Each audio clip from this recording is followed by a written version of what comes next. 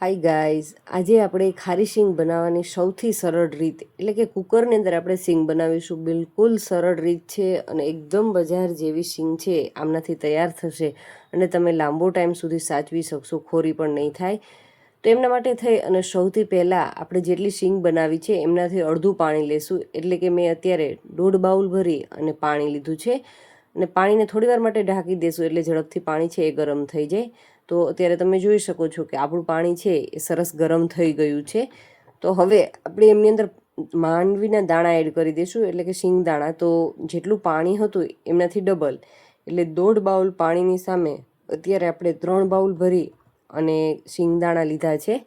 અને હવે એકદમ સારી રીતે એ ડૂબી જાય એ રીતે આપણે કરી લઈશું. અને હવે ઢાંકણું આપણે એનું કવર કરી દઈશું અને એમને પેક કરી અને વરાળ સારી રીતે ભરાવા દેશું. અને માત્ર એક વિસલ આપણે એમની આવવા દેશું, જેથી કરીને શું થશે કે આપણા દાણા છે બિલકુલ સોફ્ટ થઈ જશે. જે રીતે બફાઈ ગયા હોય એ રીતે થઈ જશે. માત્ર એક વિસલ આવે એટલે આપણે એમની વરાળ અંદર રહેવા દેશું અને ગેસની ફ્લેમને બંધ કરી દઈશું. અને જ્યારે વરાળ છે એમની રીતે જ નીકળી જાય ત્યારબાદ આપણે ઢાંકણ ખોલી અને આપણે જોઈશું તો દાણા છે એકદમ સરસ બફાઈ ગયા છે. અને હવે આપણે એમાં રહેલું જે પાણી છે એ દૂર કરી દઈશું. તમે પાણીનો કલર જોઈ શકો છો કે એકદમ લાલાશ પડતો થઈ ગયો છે. તો એ પાણી આપણે એમની અંદરથી દૂર કરી દઈશું, જેથી કરીને શું થશે, દાણાનો કલર પણ એકદમ બજાર જેવી શીંગ હશે ને એવો તૈયાર થઈ જશે. અને હવે જો ખાસ ફટાફટ દાણાને આપણે કુકરની અંદર વળી પાછા લઈ લેવાના છે અને આપણે એમની અંદર નિમક એડ કરી દઈશું. તો નિમક આપણે 1 થી 1.5 ચમચી જેટલું નિમક છે એડ કરી દેવાનું છે અને ઢાંકણ ઢાંકી અને એકદમ સારી રીતે હલાવી લઈશું. આ રીતે હલાવી ને લાગે એક વખત તો આપણે ચેક કરી લેવાનું છે કે નિમક છે એકદમ સારી રીતે દાણામાં ભળી ગયું છે કે નહીં, મિક્સ થઈ ચૂક્યું છે કે નહીં. તો હા, અત્યારે આપણું નિમક છે સરસ મિક્સ થઈ ગયું છે. તો ઝડપથી ઢાંકણ ઢાંકી અને વરાળ છે એમાં રહેવા દેશું અને લગભગ 15 થી 20 મિનિટ માટે એમને જ રહેવા દેશું. ત્યારબાદ તમે ચેક કરશો દાણાની ખારાશ, તો દાણા છે પરફેક્ટ ખારા થઈ ગયા હશે, કારણ કે ઓછા નિમકની સાથે એકદમ સરસ છે એ આપણા દાણા છે એ તૈયાર થઈ જશે. અને હવે એમાં રહેલું એક્સ્ટ્રા પાણી થોડુંક પણ હોય તો એ આપણે દૂર કરી અને કોઈ પણ એક કોટનના કપડાની અંદર આપણા દાણાને સૂકવી દેવાના છે. અને જો સૂકવતી વખતે આપણે તડકામાં સૂકવીએ તો લગભગ 1.5 થી 2 કલાકની અંદર આપણે માત્ર એમને કોરા કરવાના છે. તો 1.5 થી 2 કલાકની અંદર સારી રીતે એ તડકાની અંદર સુકાઈ જશે. અને જો તમારે તડકામાં ન રાખવા હોય તો રાત્રે શીંગ કરીએ તો પલાળી રાત્રે અને ઓવરનાઇટ પંખાની નીચે રહેવા દેશું તો પણ એકદમ સરસ આ રીતે કોરા થઈ જશે. તો હવે આપણે કોઈ પણ એક ડીશની અંદર એમને કાઢી લેવાનું છે અને આપણે નિમકમાં શેકવાની છે શીંગને. તો આપણે પહેલેથી નિમકને ગરમ કરવા માટે રાખી દઈશું. તો બસ 1 થી 2 મિનિટ માટે આપણે નિમકને ગરમ કરી લઈશું. આ નિમકનો ઘણી જગ્યાએ ઉપયોગ કરું છું એટલે થોડું કાળું થઈ ગયું છે. તો હવે આપણે નિમકને એકદમ સારી રીતે ફેલાવી દેશું અને સરસ પહેલાં ગરમ થવા દેશું. તો 1-2 મિનિટના સમયમાં નિમક છે એ ગરમ થઈ જશે.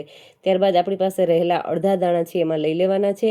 અને આપણે શેકતી વખતે એક કાળજી રાખવાની છે કે આપણે આ રીતે દાણાને છોડી નથી દેવાના, કન્ટિન્યુ ઉપર નીચે આ રીતે ચલાવવાના છે.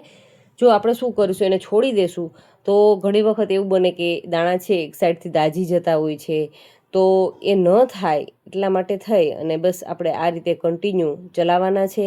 અને લગભગ 7 થી 8 મિનિટ જેટલો સમય થશે. પહેલી જે બેચ હશે ને એમાં થોડો સમય વધારે લાગશે. તો 5 થી 7 મિનિટના સમયમાં મીડિયમ ટુ લો ફ્લેમની ઉપર તમે જોશો તો દાણાનો હળવો એવો કલર છે એ ચેન્જ થઈ ગયો છે. બસ 1-2 મિનિટ હજુ ચલાવીશું એટલે એકદમ સરસ ઉપરથી રાતાશ દાણાની આપણે જેવી જોઈએ છીએ એવો સરસ ગોલ્ડન બદામી કલર છે એમાં તૈયાર થઈ જશે. તો અત્યારે સરસ મજાના આપણા દાણા છે એ શેકાઈ ગયા છે. તો આપણે એમાં રહેલું જે નિમક છે એ આ રીતે જે આપણે તળવાનો જે જારો હોય છે એમની મદદથી આપણે કરીશું એટલે સરસ મજાનું આપણું કામ છે એકદમ ઝટપટ થઈ જશે. ને બસ એ જ રીતે આપણે બીજી બેચ છે એ શીંગદાણાની એમને પણ આપણે શેકી લેવાના છે. તો એ પણ આપણે શેકી લેશું. તો મિત્રો, તમે ક્યારેય આ રીતે શીંગ બનાવી છે કે નહીં એ મને જરૂરથી કમેન્ટ કરજો. અને મેં તમારી સાથે આમની પહેલાં પણ એક શીંગની રેસીપી જે ઇન્સ્ટન્ટ શીંગ છે બનાવવાની એ પણ સરળ રીત તમને બતાવી હતી.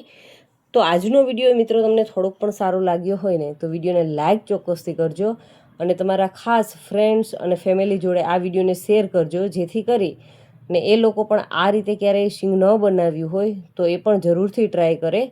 તો આપણી શીંગ છે એ બધી જ શેકાઈ ગઈ છે અને આપણે એમને હળવી એવી ઠંડી થવા દેશું.